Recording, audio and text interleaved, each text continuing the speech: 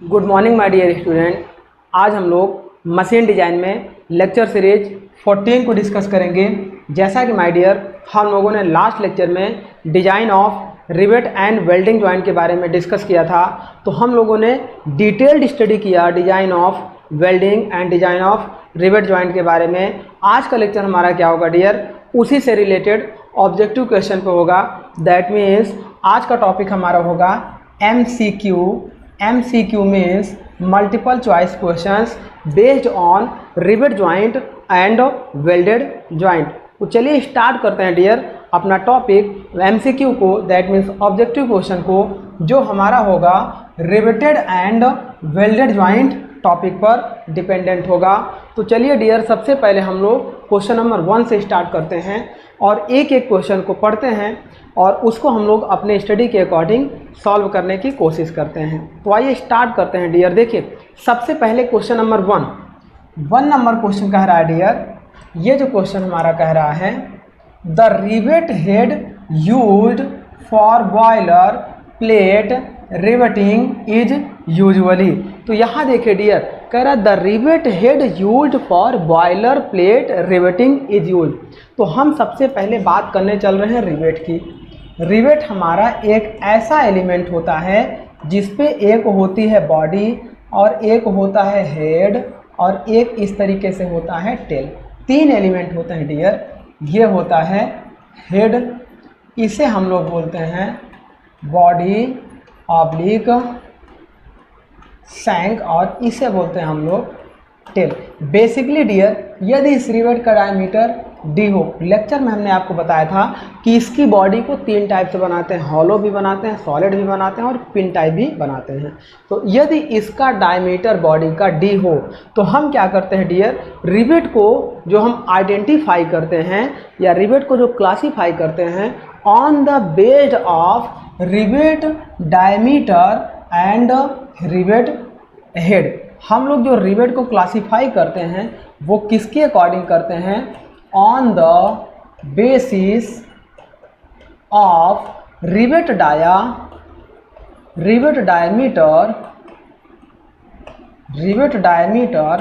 And rivet head. इन दोनों के अकॉर्डिंग हम लोग रिवेट को क्लासीफाई करते हैं। अब यहाँ समझने वाली बात यह है कि जो रिवेट हेड के अकॉर्डिंग इसने क्वेश्चन पूछा है कि रिवेट का एप्लीकेशन कहाँ पे यूज होगा। कौन सी रिवेट बोल रहा है dear, use of boiler riveting of, मतलब बॉयलर रिवेट के लिए किस हेड का यूज करेंगे। तो फर्स्ट ऑप्शन दिया है स्नैप हेड। स्नैप हेड आपका डियर ये सिंपल सा इस तरीके से बनता है। सेकंड आपका दिया है पैन हेड। पैन हेड आपका डियर कुछ इस तरीके से बनता है। तो अब इसमें देखिए डियर जो हमारा देखिए काउंटर संक रिवेट, ये होता है संक, SUNK, counter sunk rivet and conical head rivet. Counter sunk rivet आपका डियर इस तरीके से बनता है, इस तरीके से बनता है। और ये जो काउंटर बनता है ये राउंडेड भी बनता है, फ्लैट भी बनता है और इसका जो एंगल आकर होता है ये 2 तरीके से बनता है, एक 60 डिग्री और एक 90 डिग्री होता है। 60 डिग्री के लिए इसकी हाइट डायमीटर होता है 1.5 से 1.6 और 90 डिग्री के लिए 2 होता है, 2D होता है यदि इसका डायमीटर D हो। तो इस तरीके से होता है। कोनिकल हेड के लिए आपका कैसा होता है डियर, हेड आपका कुछ इस तरीके से ये कोन आपका बनता है। ऐसे हेड को हम लोग बोलते हैं डियर कोनिकल हेड रिवेटिंग। तो ये हमारे हेड के अकॉर्डिंग रिवेट के क्लासिफिकेशन है। जो स्नैप हेड रिवेट होता है डियर, बॉयलर प्लेट में हम लोग स्नैप हेड रिवेट का यूज करते हैं। तो इसका ऑप्शन हमारा होगा ए। मीन्स एप्लीकेशन आपको ज़रूर याद रखना है क्योंकि एप्लीकेशन से भी क्वेश्चन आपके पुटअप किए जाते हैं। तो ये था डियर क्वेश्चन नंबर 1। ये हमारा बॉयलर प्लेट में रिवेट जॉइंट यूज करने के लिए किस टाइप का रिवेट का यूज करते हैं, स्नैप हेड रिवेट का यूज करते हैं। नेक्स्ट बात करते हैं क्वेश्चन नंबर 2। क्वेश्चन नंबर 2 देखिए डियर क्या है कि इस तरफ हमारा PQRS दिया हुआ है जो कि हमारा क्या है डिफरेंट टाइप्स ऑफ हेड के अकॉर्डिंग एप्लीकेशन दिया है और ये हमारे उनके जॉइंट्स दिए हैं, कौन से जॉइंट्स में क्या यूज करना चाहिए। इधर एप्लीकेशन दिया है, इधर टाइप्स ऑफ जॉइंट दिया है।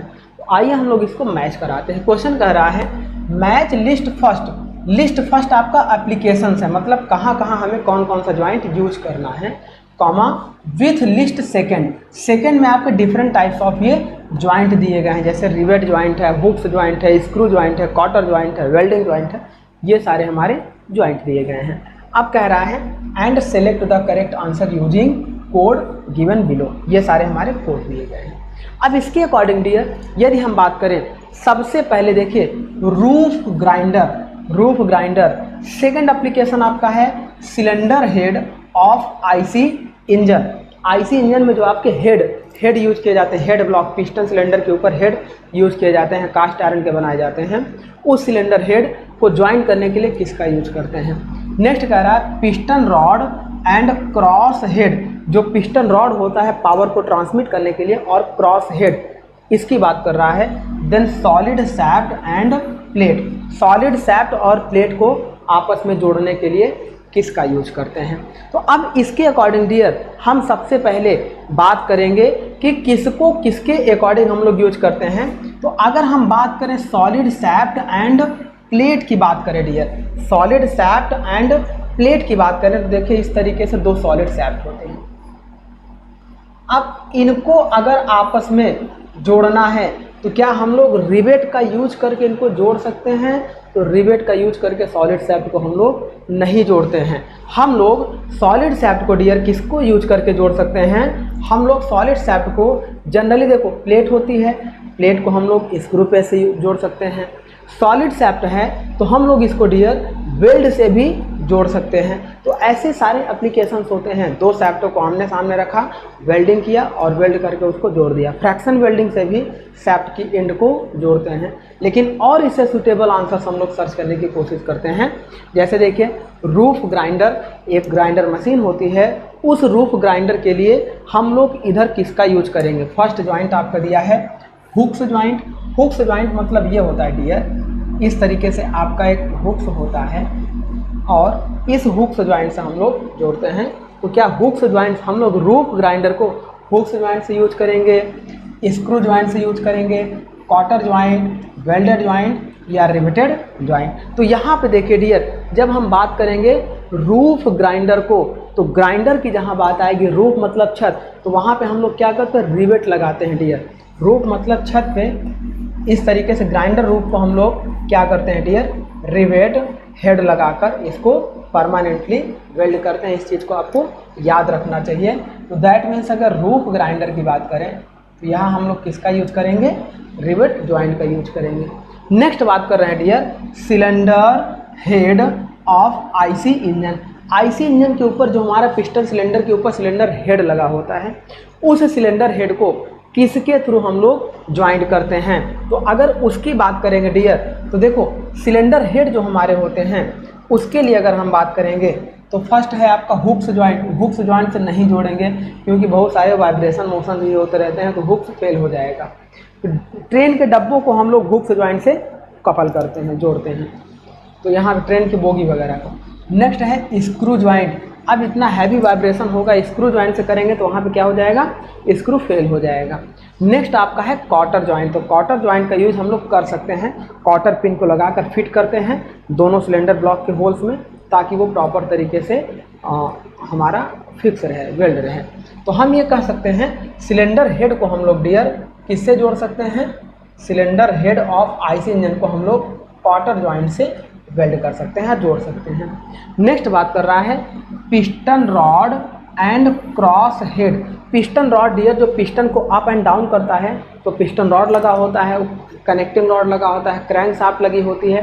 तो जो पिस्टन रॉड हमारी होती है, उस piston rod and cross head को हम किस वेल्डिंग ज्वाइंट से जोड़ते हैं, मतलब किस ज्वाइंट से जोड़ते हैं।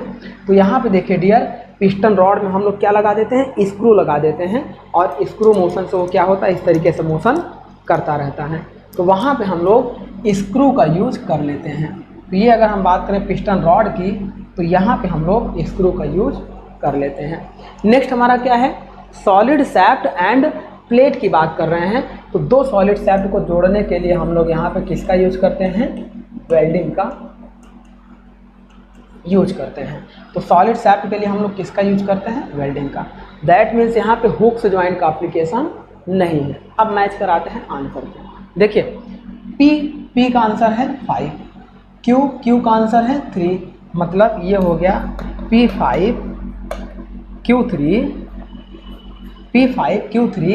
R का आंसर हो गया 2, R2, S का आंसर हो गया 4, S का हो गया 4। तो P का 5 देखिए कहाँ कहाँ है, P का 5 यहाँ पे भी है, यहाँ पे नहीं है, मतलब ये दोनों कैंसिल हो गए।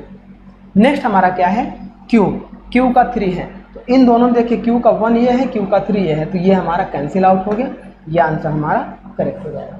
तो इस तरीके देखिए R का 2 है और S का 4 है, तो ये हमारा आंसर करेक्ट हो जाएगा। दैट मीन्स आंसर हमारा क्या हो गया C। आइए बात करते हैं क्वेश्चन नंबर 3। क्वेश्चन नंबर 3 कह रहा है dear, in a fillet weld joint the weakest area of the weld is. तो फिलेट वेल्ड ज्वाइंट में सबसे वीकेस्ट एरिया क्या होता है, पहले ये समझते हैं कि फिलेट क्या होता है। देखिए सपोज करिए इसको वेल्ड करना है, तो यहाँ से ऐसे और यहाँ से ऐसे वेल्ड करते हैं, तो ये जो सेक्शन बनता है डियर, इसी को बोलते हैं फिलेट, इसी को बोलते हैं फिलेट। यह ट्राइंगल में होता है। इसका जो मिनिमम क्रॉस सेक्शन होता है, यहाँ से एक नॉर्मल लाइन ड्रॉ करने पर परपेंडिकुलर, ये लाइन पर आपका मिनिमम क्रॉस सेक्शन एरिया होता है, और इसी लाइन को हम लोग बोलते हैं डियर थ्रोट, इसी लाइन को बोलते हैं थ्रोट। तो मिनिमम क्रॉस सेक्शन एरिया यहाँ से लेकर, अब अगर इसकी लंबाई की बात करेंगे तो यहाँ से इसकी लंबाई, मतलब ये मिनिमम क्रॉस सेक्शन एरिया आपका हो जाएगा। ये इसकी वैल्यू यदि हम T ले लें और इसकी वैल्यू L ले लें, तो मिनिमम क्रॉस सेक्शन एरिया आपका हो जाएगा T इंटू L। और यहाँ पे हमने T की वैल्यू लेक्चर में डिस्क्राइब किया था कि T इज इक्वल टू होता था 0.707 इंटू H के होता था, तो एरिया आपका हो जाता था 0.707 H इंटू L के हो जाता था। तो यहाँ पे एरिया की बात नहीं कर रहा है, यहाँ पे केवल और केवल बात कर रहा है in a fillet weld the weakest area of the weld. तो सबसे वीकेस्ट एरिया कौन सा होगा, यही आपका थ्रोट वाला एरिया होता है। तो कौन सा एरिया होगा डियर, थ्रोट एरिया होता है। तो सबसे वीकेस्ट एरिया आपका फिलेट में थ्रोट का होता है। नेक्स्ट बात करते हैं क्वेश्चन नंबर 4। ये कह रहा है consider the following statement regarding welded joint. Welded joint के रिगार्डिंग इन स्टेटमेंट को पढ़िए। देन आफ्टर नीचे कह रहा है which of the statement are correct. इन स्टेटमेंट्स में से कौन कौन से स्टेटमेंट करेक्ट हैं। आइए देख लेते हैं वेल्डिंग ज्वाइंट से रिलेटेड कौन कौन से स्टेटमेंट हमारे करेक्ट हैं। देखिए पॉइंट 1 कह रहा है, point 1 it is a permanent type joint. तो ये मैंने इंट्रोडक्शन में ही बताया था कि वेल्डिंग आपका परमानेंट ज्वाइंट होता है, रिवेट भी एक परमानेंट ज्वाइंट होता है, लेकिन अगर on the basis of fastener failure की बात करें तो रिवेट आपका सेमी परमानेंट ज्वाइंट होता है, बट आपका परमानेंट ही होता है, बिहेव परमानेंट की तरह ही करता है। नेक्स्ट बात कर रहे हैं सेकेंड पॉइंट। ये कह रहा है it is reliable and economically for pressure vessels construction. तो अब आप देखिए डियर, प्रेशर वेसल्स कंस्ट्रक्शन को करने के लिए सबसे ज़्यादा हमारा क्या होता है, वेल्डिंग। यहाँ देखिए रिगार्डिंग वेल्डिंग ज्वाइंट की बात कर रहा है। प्रेशर वेसल्स का मतलब ये जो हम लोग जैसे कंटेनर होते हैं जिसमें हम लोग पेट्रोल या ऑयल को कैरी करते हैं, जो ट्रकों में आप देखते हैं कि पेट्रोल के टैंकर लद कर जाते हैं, अगर उनमें हम लोग रिवेट ज्वाइंट का यूज़ करें डियर, एक दूसरे के ऊपर रिवेट लैप ज्वाइंट या बट ज्वाइंट लगाएं, तो लीकेज के चांसेस रहेंगे। आप कितना भी एयर प्रूफ या वाटर प्रूफ कर दीजिए, लेकिन लीकेज के चांसेस रहेंगे और ज्वाइंट की स्ट्रेंथ वीक होगी। तो सबसे रियलाइबल आप जब भी उस टैंकर को देखेंगे तो यहाँ पे इस तरीके से इनको क्या कर दिया जाता है डियर, वेल्ड कर दिया जाता है, इस तरीके से वेल्ड कर दिया जाता है। तो प्रेशर वेसल्स, आप घरों में गैस का सिलेंडर देखिए, वो भी एक प्रेशर वेसल्स हैं, तो उसको देखिए सिलेंडर भी आपका क्या है, वेल्डिंग किया हुआ होता है, रिवेट से नहीं किया हुआ होता है। तो सबसे ज़्यादा रियलाइबल क्या होता है, प्रेशर वेसल्स के लिए वेल्डिंग होती है। तो सेकेंड पॉइंट कह रहा था it is reliable and economical for pressure vessels construction. तो बिल्कुल सही कह रहा है, प्रेशर वेसल्स बनाने के लिए यह एक रियलाइबल होता है। नेक्स्ट बात कर रहे हैं पॉइंट नंबर 3। ये कह रहा है it is free from fabricational residual stresses. तो देखिए कोई भी वेल्डिंग प्रोसेस हो डियर, जब यहाँ हीट जनरेट होगी, हीट जनरेट होने के बाद जब यह कूल होगा तो इस पे इंटरनल स्ट्रेस इंड्यूस्ड हो जाएंगे और वो इंटरनल स्ट्रेस क्या होंगे, हार्मफुल होते हैं। तो ये कह रहा है कि it is free from fabricational residual stresses, ये रॉन्ग कह रहा है। इस जॉइंट में इंटरनल रिसिडुअल स्ट्रेसेस इंड्यूस्ड हो जाते हैं, जिसे हम लोग बाद में हीट ट्रीटमेंट प्रोसेस से रिलीज कर लेते हैं। तो यह एक हमारी वेल्डिंग का डिफेक्ट है, तो मतलब ये पॉइंट आपका रॉन्ग हो गया। नेक्स्ट बात कर रहा है, such joint are suitable for static loading only. ये कह रहा है कि क्या ये जॉइंट केवल स्टैटिक लोडिंग के लिए है, डायनेमिक लोडिंग के लिए नहीं है। तो वेल्डिंग जॉइंट आपका ऑल टाइप ऑफ लोडिंग के लिए है dear, fluctuating loading, static loading, gradual loading, सभी टाइप के जॉइंट्स के सभी टाइप के लोडिंग के लिए ये हमारा प्रेफर किया जाता है। ये आपका देखिए such type of joint suitable for static loading, that means ये भी आपका इनकरेक्ट हो जाएगा, स्टैटिक एंड डायनेमिक बोथ के लिए होता है। नेक्स्ट बात कर रहे हैं point number 5, welding is a versatile and flexible metal joining process. तो वेल्डिंग रियल में डियर क्या है कि एक वर्सटाइल बहुमुखी प्रोसेस होता है।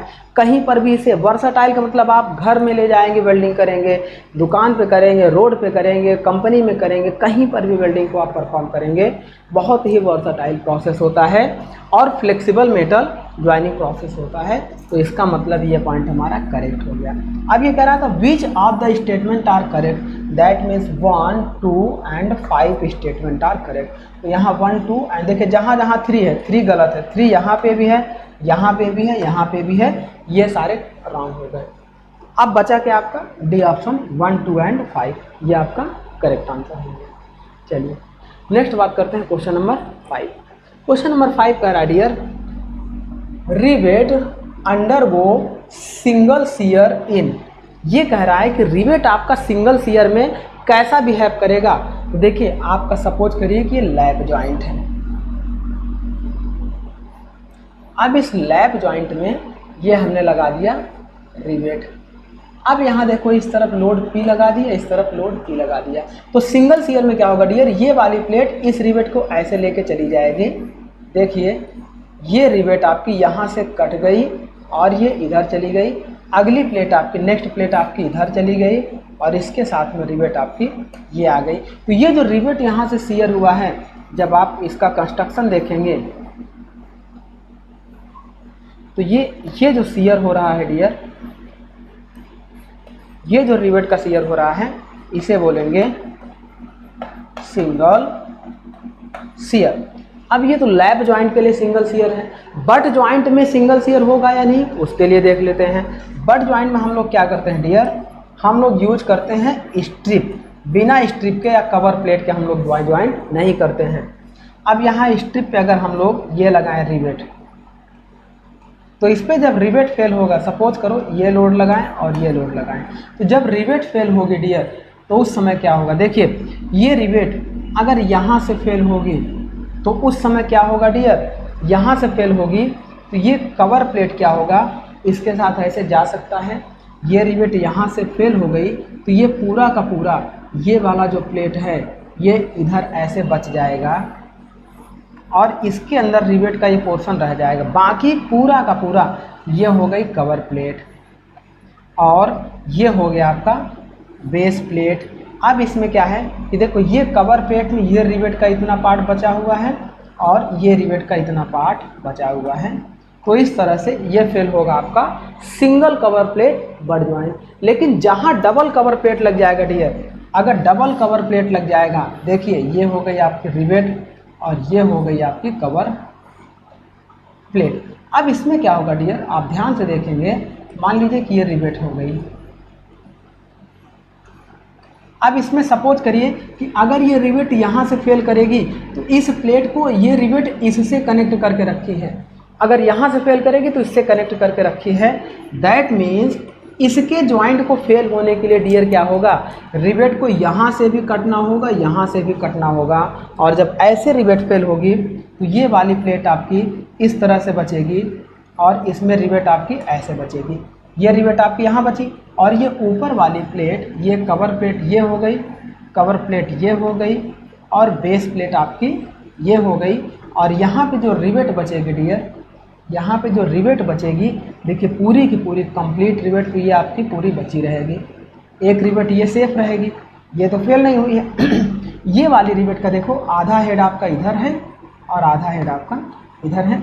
इस तरीके से जो रिवेट फेल हो रही डियर, एक बार यहाँ शियर हो रही है, एक बार यहाँ, दैट मीन्स यहाँ और यहाँ ये होता है डबल शियर। तो डबल कवर प्लेट में, double cover plate butt joint में डबल शियर आपका होता है, ये फिक्स है। लेकिन सिंगल कवर प्लेट में आपका सिंगल शियर होता है। तो अब क्वेश्चन आपका जो पूछा जा रहा है डियर, आपका क्वेश्चन पूछा जा रहा है रिवेट अंडर वो सिंगल शियर। तो सिंगल शियर कहाँ कहाँ हो सकता है? तो पहला देखिए lap joint and single cover plate butt joint. तो यही तो मैंने बताया डियर कि ये लैप जॉइंट में सिंगल शियर हो रहा है और जब सिंगल कवर प्लेट लग रहा है तो भी सिंगल शियर हो रहा है। दैट मीन्स ऑप्शन ए हमारा करेक्ट हो गया। बी सी डी इनकरेक्ट क्यों है वो भी देख लेते हैं। बी कह रहा single cover plate butt joint, ये तो करेक्ट है। And double cover plate butt joint, ये रॉन्ग हो गया क्योंकि डबल कवर प्लेट में आपका डबल शियर हो जाएगा। उस समय जो रिवेट की बॉडी आपकी दिखाई दे रही है, ये इस तरीके से रिवेट यहाँ पे बचेगा, इस तरीके से ये एक हेड हो गया और ये हो गया रिवेट आपकी। ये वाला पोर्शन कट के ये इधर आ जाएगा। इस तरीके से आपकी रिवेट फेल होगी। ये कहलाता है देखिए एक शियर यहाँ पे, एक शियर यहाँ पे, इसे बोलते हैं डबल शियर एरिया। नेक्स्ट करा है lap joint and double cover plate. जहाँ डबल कवर प्लेट आया वहाँ गलत। ये कह रहा ओनली लैप जॉइंट, तो ये भी रॉन्ग है क्योंकि हमारा बट जॉइंट में सिंगल कवर प्लेट में भी सिंगल शियर होता है, तो ये भी रॉन्ग हो गया। तो इस तरह से इसका ऑप्शन हो जाएगा ए। चलिए क्वेश्चन नंबर 6 देखते हैं। 6 क्वेश्चन आपका कह रहा है dear the thickness of a boiler plate. यदि किसी बॉयलर प्लेट की थिकनेस आपकी 16 mm हो, the diameter of the rivet used in boiler joint is. अब हम ये जानते हैं डियर, सपोज करो कि किसी बॉयलर प्लेट की वेल्डिंग करना था, मान लो ये बॉयलर प्लेट हो गया। अब इन दोनों बॉयलर प्लेट को जोड़ना था। अब इसमें इसने एक चीज़ दे दिया कि इस बॉयलर प्लेट की एक प्लेट हमारी कितनी है 16 mm। तो ये रिवेट का डायमीटर डी निकालना है। तो हम ये जानते हैं dear according to Unwin formula, Unwin formula के according diameter of rivet d N is equal to, या nominal diameter of rivet is equal to होता है 1.6 अंडर रूट। ये ऐसा नहीं होता, ये होता है डियर अनविन फार्मूले से 3 फार्मूले हमारे बनते हैं। पहला होता है 6.025 अंडर रूट टी होता है, और से ये होता है जब इफ टी आपका किस में हो, mm में हो। इसको दूसरी तरह ऐसा भी लिखते हैं D N is equal to 6 under root T, या तो 6.025 रूट टी लिखिए या 6 under root T, where T is the thickness of plate. Second formula आपका होता है D N is equal to 1.9 root T. ये तब होता है जब टी आपका किस में हो, सेंटीमीटर में हो, टी आपका सेंटीमीटर में हो। थर्ड फार्मूला आपका होता है dear D N is equal to, ये होता है 1.2 अंडर रूट टी, और ये तब होता है जब टी आपका इंच में हो। इंच में जनरली नहीं दिया जाता है, मेनली आपका mm में दिया जाता है। जैसे देखिए 16 mm 16 mm दिया है, तो इसका मतलब डायमीटर ऑफ रिवेट निकालना हो तो ये हमारा हो जाएगा 6 under root T, simple calculation करने के लिए। अब यहाँ से देखिए dear D N is equal to 6 into root T की वैल्यू 16 है, तो 6 इंटू 4 दैट मीन्स 24 mm। अब ये देखो 24 mm रिवेट का डायमीटर निकल गया। अगर मान लो होल का डायमीटर आपसे पूछता तो हम ये जानते हैं कि जब रिवेट का डायमीटर 24 या उससे कम हो तो होल का डायमीटर यानी कि major diameter D M is equal to हो जाता 24 प्लस 1.5 दैट मीन्स 25.5 mm। जब 24 mm या उससे कम डाया हो तो होल का डाया 1.5 mm लार्ज कर देते हैं, किसमें, नॉमिनल डाया में। यदि 25 mm से ज़्यादा हो जाए तो 2 mm ऐड कर देते हैं, तो ये होल डाया निकल जाए। अब इसी के बाद माइनर, मार्जिन, बैक पिच, ये डायगोनल पिच, ये सारी चीज़ हम लोग निकाल सकते हैं। बट यहाँ केवल अभी नॉमिनल डाया की बात किया था, तो आंसर क्या आएगा, 24 mm। दैट मीन्स आंसर आपका ए करेक्ट हो जाएगा। चलिए आगे बात करते हैं। Rivet are generally specified by, तो मैंने आपको बताया था डियर, ये रिवेट हो गई, इस रिवेट को इसके हेड और इसके बॉडी के डायमीटर के अकॉर्डिंग स्पेसिफाइड करते हैं, हेड के अकॉर्डिंग और बॉडी के डायमीटर के अकॉर्डिंग। तो यहाँ देखिए ऑप्शन ए दिया है nominal dia of the rivet, तो ये जो डायमीटर होता है इसे बोलते हैं नॉमिनल डाया ऑफ रिवेट या डायमीटर ऑफ रिवेट, तो इसके अकॉर्डिंग क्लासीफाई करते हैं। सेकंड कह रहा है डायमीटर ऑफ हेड, तो डायमीटर ऑफ हेड के अकॉर्डिंग भी करते हैं, लेकिन जब दोनों अगर यहाँ दिया होता आल मतलब 1 और 2 तो वो सही हो जाता, लेकिन इन दोनों में अगर प्रेफरेंस दिया जाएगा तो हम ज़्यादा प्रेफरेंस देते हैं diameter, nominal dia of rivet. हम डायमीटर ऑफ हेड के अकॉर्डिंग नहीं करते हैं, ये गलत है, शेप ऑफ हेड के अकॉर्डिंग करते हैं, शेप ऑफ हेड, तो ये गलत है, ये डायमीटर बात कर दिया था। शेप ऑफ हेड, हेड का कैसा शेप है, तो जो रिवेट को स्पेसिफाई करते हैं diameter of nominal and shape of head, तो यहाँ शेप ऑफ हेड नहीं दिया है, मतलब ये रॉन्ग हो गया। थर्ड कह रहा थिकनेस ऑफ द प्लेट, ये भी रॉन्ग हो गया। Long length of the rivet, ये भी रॉन्ग हो गया, रॉन्ग हो गया। तो ये हमारा राइट आंसर हो जाएगा ए, किसी भी रिवेट को स्पेसिफाई करते हैं उसके नॉमिनल डायमीटर के according. Question number 8, according to IBR, IBR का मतलब होता है dear Indian boiler regulating act, Indian boiler regulating act, shearing resistance required to shear off the rivet per pitch length in double shear. Double shear के लिए, double shear के लिए जो हमारी रिवेट क्या हो रही, शियर हो रही है, तो उसके लिए शेयरिंग स्ट्रेंथ आपका क्या होगा, देखिए किसके लिए, of rivet per pitch in double shear. Double shear का मतलब शियर आपका 2 हो रहा है, दैट मीन्स आप ऐसे देखिए कि ये आपकी प्लेट हो गई, ये 2 प्लेटें हो गई। अब इसमें रिवेट लगा रहे हैं, एक रिवेट ये लग गई, एक रिवेट ये, एक रिवेट ये लग गई, एक रिवेट ये रिवेट लग गई, ये रिवेट लग गई। अब इसमें ये कह रहा है डियर कि जब देखो इस पर हम लोग लोड लगाएंगे तो ये डबल शियर होना चाहिए। डबल शियर का मतलब यहाँ से हो, यहाँ से हो, यहाँ से हो, यहाँ से हो। एक प्लेट में डबल शियर होगा तो जो शियर एरिया आएगा ये आपका एक रिवेट का हो गया शियर एरिया। यदि इसका डायमीटर d है तो shear area AS = π/4 into d² हो जाएगा। डबल शियर होगा फॉर डबल शियर के लिए शियर एरिया AS = हो जाएगा 2 π/4 इंटू d², ये आपका डबल शियर के लिए हो गया। अब इसने पूछा है according to IBR shearing resistance.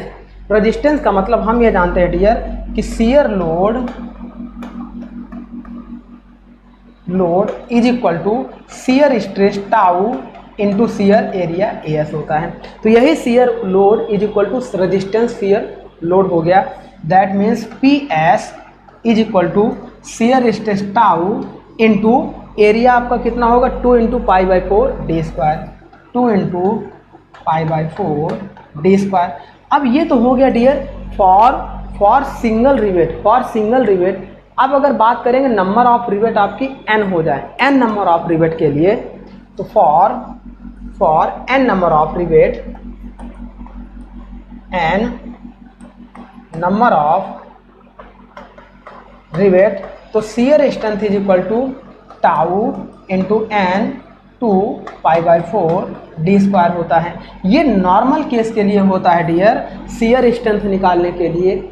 लेकिन अगर यहीं पे अकॉर्डिंग टू IBR लग जाए तो आपको हमेशा ध्यान देना है डियर, एक स्पेशल केस आपका होता है according to IBR, Indian boiler regulating act के अकॉर्डिंग जो शियर स्ट्रेंथ होती है डियर वो होती है 1.875।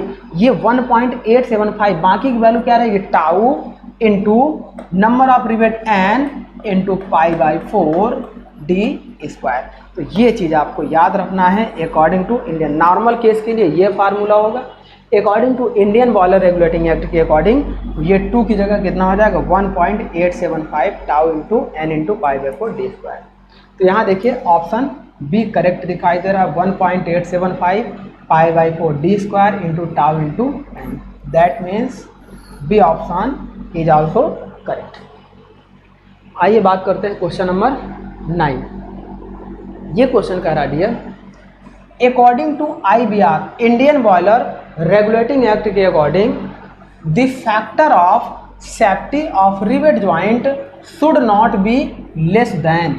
तो अब देखिएगा डियर, जो अकॉर्डिंग टू IBR है, ये शायद क्लास में छूट गया था, तो IBR के अकॉर्डिंग जो फैक्टर ऑफ सेफ्टी होती है डियर, वो कितना लेते हैं 4 लेते हैं। इसको आपको नोट कर लेना है, वेरी वेरी इंपॉर्टेंट कर लेना है, डायरेक्ट यहाँ से क्वेश्चन बन जाता है। According to Indian boiler regulating act factor of safety आपका क्या होता है, ये आपको पता है, ultimate strength upon working strength.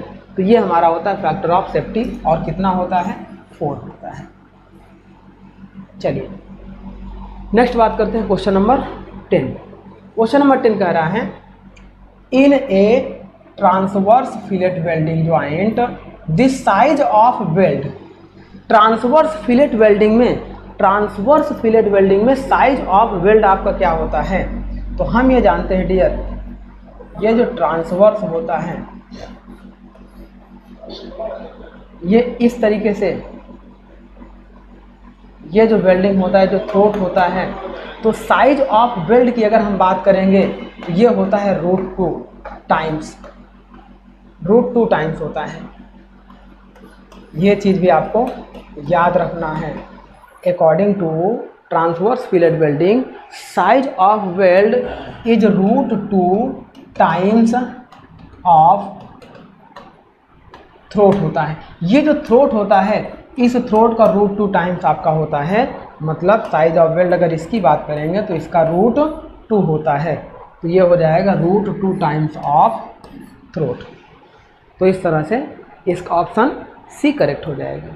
चलिए नेक्स्ट बात करते हैं क्वेश्चन नंबर 11 नंबर क्वेश्चन की बात हो रही है dear, the transverse fillet welding joint are designed for.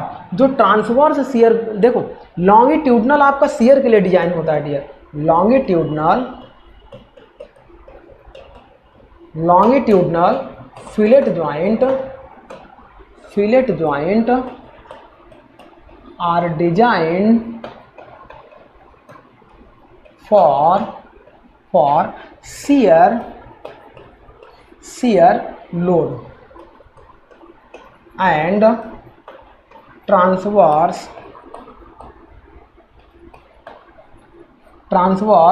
fillet weld are designed for transverse shear weld designed for tensile strength।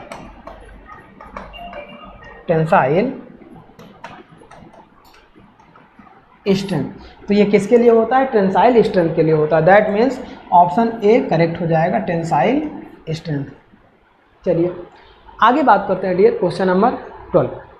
Question number 12 की बात हो रही है। ये क्वेश्चन कह रहा है, for longitudinal joint in boiler में जो लॉन्गिट्यूडनल ज्वाइंट होगा, जो हमारा क्या होगा डियर, जो वेल्डिंग एक्सिस के जिस, जैसे ये देखिए ये आपका हो गया फिलेट ज्वाइंट। अब यहाँ पे जो वेल्डिंग एक्सिस होगा, ये जो वेल्डिंग होगा, ये पूरा का पूरा, ये जो हम बात कर रहे हैं, इसकी जो बात कर रहे हैं, ये पूरा का पूरा वेल्डिंग एक्सिस ये हो गया।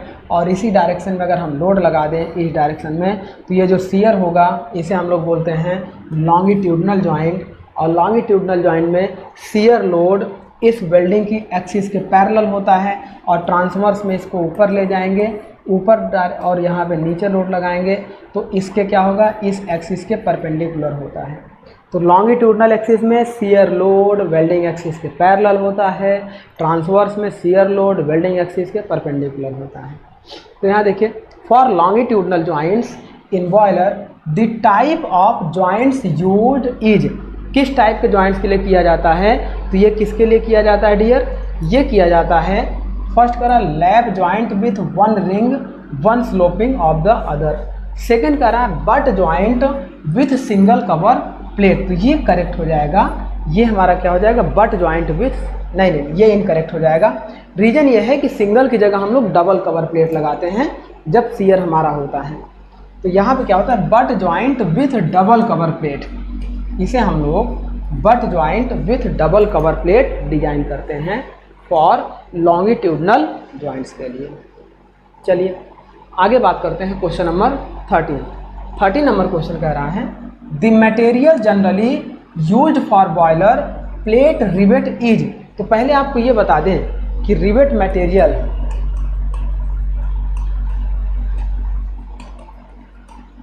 जो रिवेट मटेरियल होता है जनरल आपका स्टील का बनाया जाता है, और स्टील के बाद आपके स्टील में भी लो कार्बन स्टील का बनाया जाता है,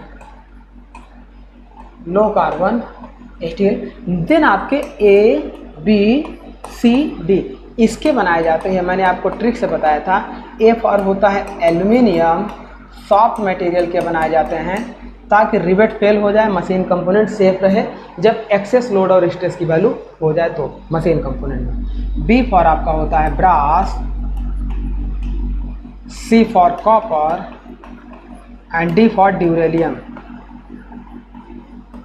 तो ये सारे रिवेट मटेरियल होते हैं।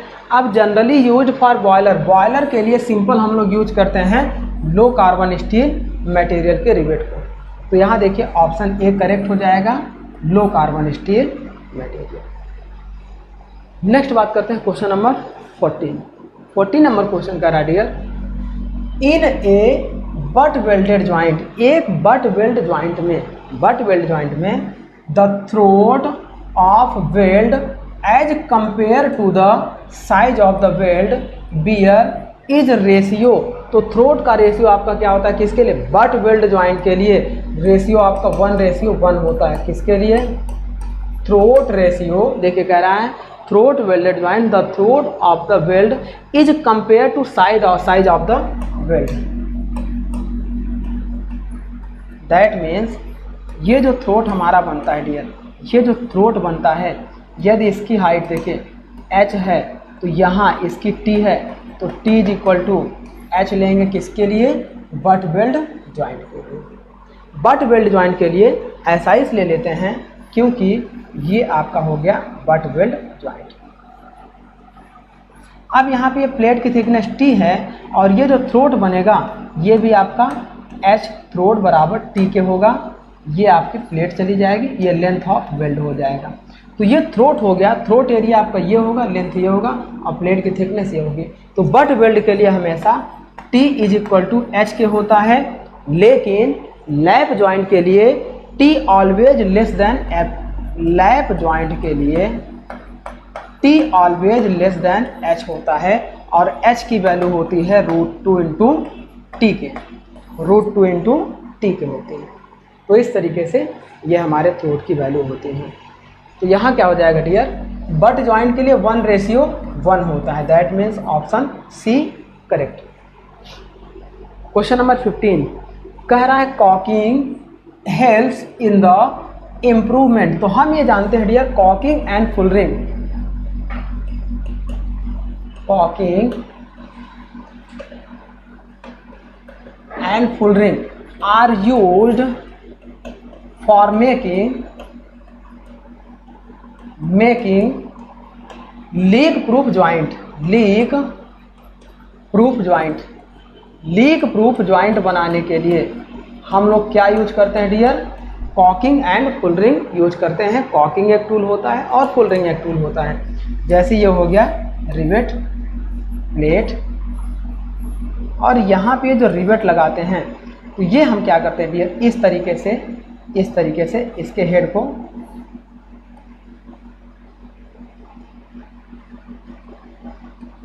इसके हेड को ऐसा बनाते हैं, सिमिलर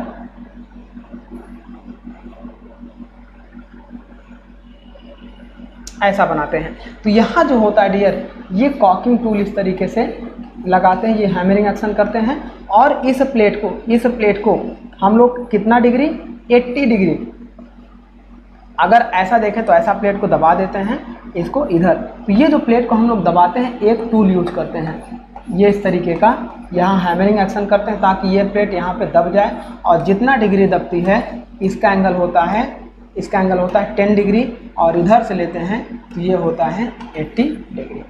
तो कॉकिंग और फुलरिंग के लिए हम लोग लीक प्रूफ जॉइंट बनाने के लिए करते हैं। That means caulking helps in the improvement of shearing strength, no crushing strength, no tearing strength, no sealing के लिए यूज किया जाता है, नेक्स्ट बात कर रहे हैं क्वेश्चन नंबर 16। ये कह रहा है the edge of boiler plate are bevelled to an angle with the horizontal से बॉयलर प्लेट को, देखिए ये हो गई प्लेट, ये जो हम लोग ऐसा कर देते हैं, और नेक्स्ट हमारी क्या होती है, इस तरीके से, ये जो देखिए हॉरिजेंटल से इसका जो एंगल होता है ये 80 डिग्री होता है, अगर वर्टिकल से देखते तो 10 डिग्री होता। ये इस तरीके से हॉरिजेंटल से 80 डिग्री और वर्टिकल से 10 डिग्री, तो इस तरीके से एंगल कितना होता है इसका, 80 डिग्री होता है। नेक्स्ट बात कर रहे हैं dear the rivet of, question number 17। ये क्वेश्चन कह रहा है the rivet of a riveted joint is subjected to, rivet joint में रिवेट की बात करने चल रहे हैं, तो रिवेट ज्वाइंट में रिवेट इज सब्जेक्टेड टू कह रहा है tensile strength, bending strength, shear strength and all of these. तो अब यहाँ पे देखिएगा डियर, रिवेट में आपका टेंसाइल स्ट्रेस भी आता है, शियर स्ट्रेस भी आता है, और कुछ केस में बेंडिंग स्ट्रेस भी आता है। दैट मीन्स इसका ऑप्शन हो जाएगा ऑल ऑफ दीज। तो ये हमारा हो गया डियर क्वेश्चन नंबर 17। अब बात करने चल रहे हैं क्वेश्चन नंबर 18। 18 का मतलब ये है डियर, चलिए 18 क्वेश्चन कह रहा है which of the following used as permanent fastener. तो फास्टनर आपके हमने दो बताए थे, एक होते हैं टेम्परेरी और एक होते हैं परमानेंट।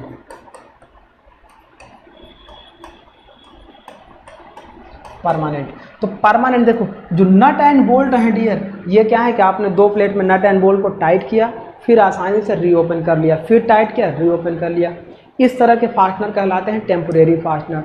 और ये क्या करते हैं, लगातार बार बार आसानी से क्लोज और ओपन होते रहते हैं, और इन्हें क्लोज और ओपन होने में ना फास्टनर फेल होता है ना ही प्लेटें फेल होती हैं, मशीन कंपोनेंट।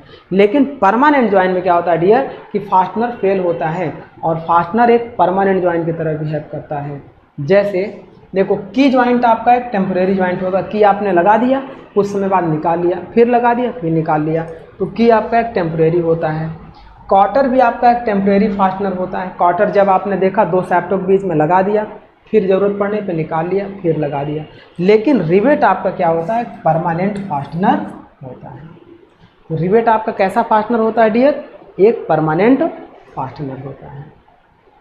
चलिए आगे बात करने चल रहे हैं। देखिए ये क्वेश्चन नंबर 18 था, ये क्वेश्चन नंबर 19 है, ये है 19 नंबर क्वेश्चन। यहाँ बात होने चल रही है dear the distance between the centre of the rivet in adjustment row of zigzag rivet joint is known as. Zigzag joint में देखिए डियर क्या है, ये हो गया रिवेट, प्लेट 1 एंड प्लेट। अब यहाँ पे हम लोग क्या करने चल रहे हैं, चलिए सेंटर आपको अलग कलर से दिखा देता हूँ। नॉर्मल पहले रिवेट की बात कर ले रहे हैं, फिर हम लोग जिग जैग रिवेट की बात कर लेंगे। Plate 1 end plate 2। चलिए एक तो हो गया हमारा इस तरीके से, देखिए ये प्लेट 1 इधर है और ये मशीन कंपोनेंट 2। एक रिवेट यहाँ प्लेस किया, यहाँ प्लेस किया, यहाँ प्लेस किया, ये और ये सिमिलर यहाँ पे प्लेस किया, यहाँ प्लेस किया, यहाँ यहाँ यहाँ यहाँ और यहाँ यहाँ यहाँ। अब यहाँ देखिए डियर, मान लो ये रो 1 R1 R2 R3 3 रो हैं। एक रो में अगर हम सीधी बात करें एक रो में, तो ये जो डिस्टेंस हमारी होती है ये कहलाती है पिच। और एक रो में परपेंडिकुलर डिस्टेंस, अगर पैरेलल डिस्टेंस की बात करें तो हमारी कहलाती है पिच, और परपेंडिकुलर डिस्टेंस की बात करें तो ये हमारी कहलाती है PB, ये होती है PB। PB for back pitch होता है, PB फॉर बैक पिच होता है, और P फॉर पिच होता है। और अब यहाँ देखो, किसी भी लास्ट रिवेट और प्लेट के किनारे, लास्ट रिवेट के सेंटर और प्लेट के किनारे के बीच की दूरी को मार्जिन कहते हैं। यहाँ भी ये मार्जिन हो गई, ये मार्जिन हो गया, ये मार्जिन हो गया, ये मार्जिन हो गया, ये मार्जिन हो गया। तो ये सारे मार्जिन आपके होते हैं M is equal to margin. लेकिन जिग जैग रिवेट में क्या होता है डियर, जिग जैग रिवेट में मान लीजिए इस तरीके का रिवेट अरेंजमेंट होता है, और इसमें क्या होता है डियर, ऐसे देखिए, इस रिवेट अरेंज, मान लो ये प्लेट होल, एक रिवेट यहाँ, एक रिवेट यहाँ, एक रिवेट यहाँ, फिर यहाँ यहाँ, फिर यहाँ यहाँ यहाँ, इनके जिगजैग अरेंजमेंट होते हैं डियर। ये रिवेट हो गई, ये रिवेट हो गई, ये रिवेट हो गई, ये रिवेट, ये रिवेट, ये रिवेट, ये रिवेट, ये रिवेट, इनका अरेंजमेंट जिगजैग होता है। और किसी भी दो जिगजैग अरेंजमेंट के बीच की जो डिस्टेंस होती है इसे कहते हैं PD फॉर डायगोनल पिच। ये हमारी होती है डायगोनल पिच। ये भी हो गई डायगोनल पिच, ये भी डायगोनल, ये भी डायगोनल, ये भी डायगोनल।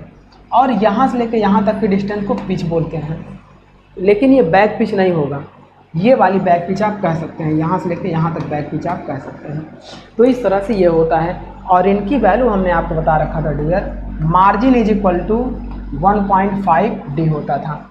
आप पहले इधर से चलेंगे 1.5, फिर इसमें 0.5 ऐड कर देंगे तो इधर आप चलेंगे, ये हो जाता था बैक पिच PB, और 0.5 ऐड करेंगे तो ये होता था 2D। अब उसके बाद फिर आप इधर डायगोनल चलेंगे। डायगोनल किस में होता है, केवल जिग जैग में होता है। इसे बोलते हैं सिंपल या चेन रिवेट, सिंपल रिवेट और चेन रिवेट, और इसे बोलते हैं zigzag rivet, zigzag rivet. एक डायमंड रिवेट भी होती है, उसको भी हम आपको बता देंगे और बताए भी हैं। तो बैक पिच आपका होता है 2D, देन डायगोनल पिच आपका डियर होता है 2.5D। और देखो बैक पिच में 0.5 ऐड करोगे तो डायगोनल पिच आएगी, और डायगोनल पिच में आप 0.5 ऐड करोगे तो पिच आएगी, ये हो जाएगा 3D। पिच आपकी दो तरीके से भी लिखी जाती है, 2.5D से 3D के बीच में होती है, ऐसा भी लिखा जाता है। अदरवाइज जनरली 3D के बराबर में होती है पिच आपकी। तो ये क्लासिफिकेशन होते हैं। क्वेश्चन पूछा था the distance between the centre of the rivet in adjustment row. Adjustment का मतलब एक ये हो गया, एक ये हो गया रो। दो एडजस्टमेंट रो के बीच में zigzag riveting. Zigzag का मतलब ये हो गया, तो ये डिस्टेंस को क्या बोलते हैं, डायगोनल पिच। तो आंसर आपका क्या हो जाएगा dear, diagonal pitch. That means pitch no, back pitch no, diagonal pitch is correct answer हो गया। और अगर स्ट्रेंथ की बात करेंगे तो एक आपकी रिवेट होती है डायमंड रिवेट, एक आपकी होती है डायमंड रिवेट।